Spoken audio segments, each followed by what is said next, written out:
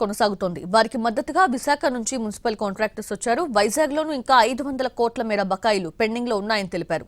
ఇదే విధంగా ధర్నా చేయడంతో 18 నెలల బకాయిలు 900 కోట్లలో 400 కోట్లు చెల్లించారని చెప్పారు.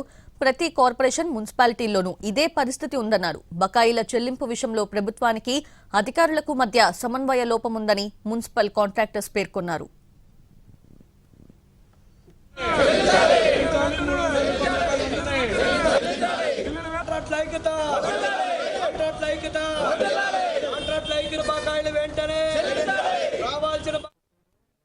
ట్రెడ్స్ ద్వారా మాకు 50 కోట్లు ఇస్తామని చెప్తున్నారు సార్. మేము అడుగుతుంది ఏంటంటే 100 కోట్లు ఇంకొక 50 కోట్లు అక్టోబర్లో ఇస్తామని చెప్తున్నారు. దానికి హామీ ఇమ్మంటున్నాం. ఓకే, ఇప్పుడు 50 కోట్లు తీసుకుంటానికి సిద్ధం. అప్పుడు 50 కోట్లు ఎలా ఇస్తారు, ఏ రకంగా ఇస్తారు ఒకటి. అలాగే మిగతా 90 కోట్ల రూపాయలు అంటే ఇది డిసెంబర్ వరకు 2020 డిసెంబర్ వరకు 190 కోట్లు కాబట్టి ఆ 90 కోట్ల రూపాయలు ఏ రకంగా మీరు మాకు చెల్లింపులు జరుపుతారు, అది వచ్చే సంవత్సరం ఏ నెలలో ఇస్తారు, అది కూడా చెప్పమని చెప్తున్నాం. వాటికి ఎవరు వివరం ఎవరు చెప్పట్లేదు మాకు. ఓన్లీ ఇప్పుడు ఇచ్చే 50 కోట్ల గురించి మాత్రమే మాట్లాడుతున్నారు. కానీ దీంట్లో అకౌంట్స్ ఆఫీసర్ గారు మాత్రం 35 కోట్లే వస్తుంది, మీకు 50 కోట్లు రావని చెప్తున్నాడు. అది కమిషనర్ గారు కూడా దాని గురించి సరైన అవగాహన లేదు. ట్రెడ్స్ ద్వారా మాకు 50 కోట్లు ఇస్తామని చెప్తున్నారు సార్.